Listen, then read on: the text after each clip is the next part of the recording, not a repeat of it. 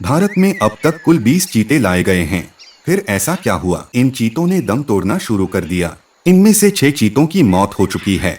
चीतों को भारत लाने से पहले 5 महीने तक बाड़े में बंद रखा गया था। चीतों ने पेड़ के तने या फिर जमीन पर अपनी गर्दन रगड़ी और इससे उन्हें चोट आ गई। भारत में आखिरी बार चीता सन 1947 में देखा गया था। 1952 में भारत सरकार ने चीतों को विलुप्त घोषित कर दिया।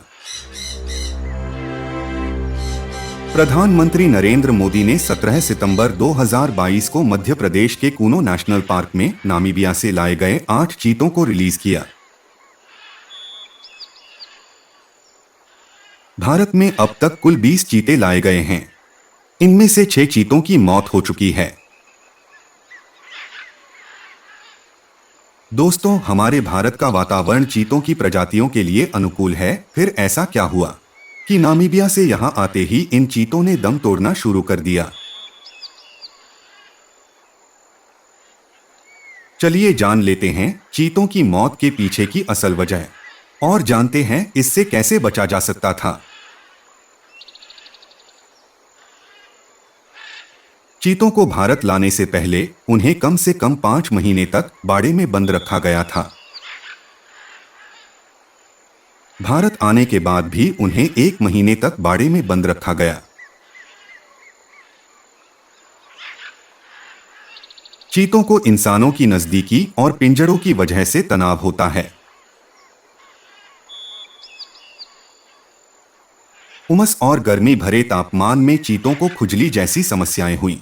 खुजली से निजात पाने के लिए चीतों ने पेड़ के तने या फिर जमीन पर अपनी गर्दन रगड़ी और इससे उन्हें चोट आ गई।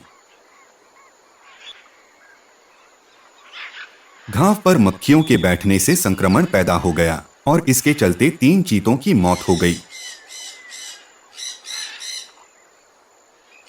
रेडियो कॉलर से होने वाले संक्रमण के कारण भी चीतों की मौत हुई।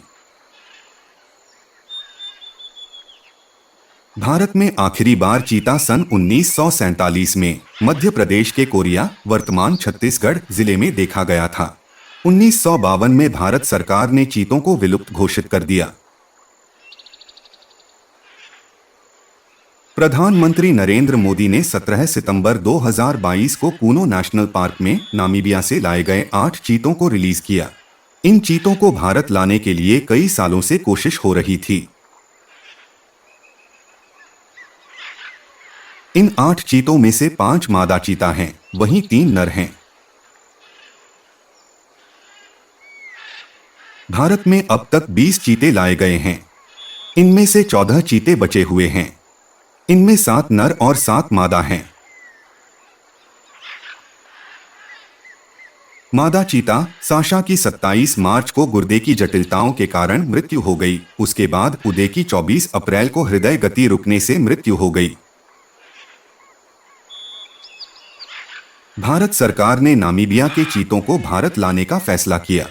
ऐसा इसलिए किया गया क्योंकि अफ्रीका और भारत के मौसम में बहुत फर्क नहीं है। इन चीजों को भारत में बसने के पीछे की वजह है चीता मेटा पॉपुलेशन स्थापित करना है और वैश्विक संरक्षण कार्य में योगदान देना है। सरकार ने चीतों की देखभाल, प्रगति और निगरानी के लिए चीता परियोजना संचालन समिति का गठन किया है। सरकार ने अगले 5 साल तक और 12 से 14 चीते विदेशों से लाने की योजना बनाई है। सरकार की योजना है कि भारत में चीतों की आबादी लगभग 40 हो जाए। सरकार ने उत्तरी अफ्रीका से चीते लाने पर भी विचार किया है।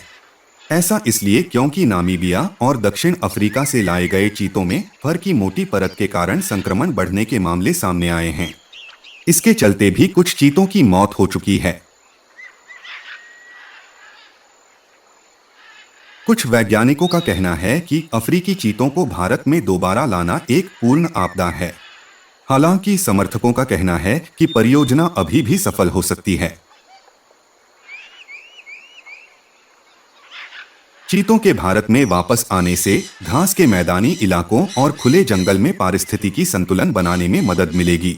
वहीं ये जैव विविधता को भी बरकरार रखेगा। नेशनल पार्क के आसपास रहने वाले लोग चीतों से डरकर उन्हें नुकसान न पहुंचाएं, इसके लिए सरकार ने चीता मित्र भी बनाए हैं। दोस्तों, एक समय में भारत से लुप्त हो चुके चीतों को भारत में दोबारा बसाना सरकार की ओर से तारीफ योग्य कदम है। लेकिन सिर्फ चाहने से उनकी आबादी भारत में नहीं बढ़ेगी, उसके लिए सरकार को डेडिकेशन के साथ काम करना चाहिए।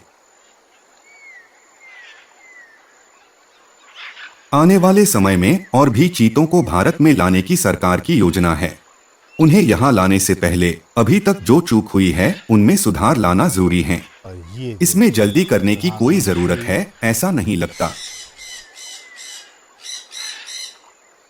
दोस्तों, वीडियो कैसा लगा आपकी राय कमेंट में जरूर बताएं। वीडियो अच्छा लगा हो तो वीडियो को लाइक करें। अभी तक चैनल सब्सक्राइब नहीं किया है तो चैनल को सब्सक्राइब कीजिए। फिर मुलाकात होगी एक नए वीडियो के साथ, तब तक के लिए धन्यवाद। जय हिंद।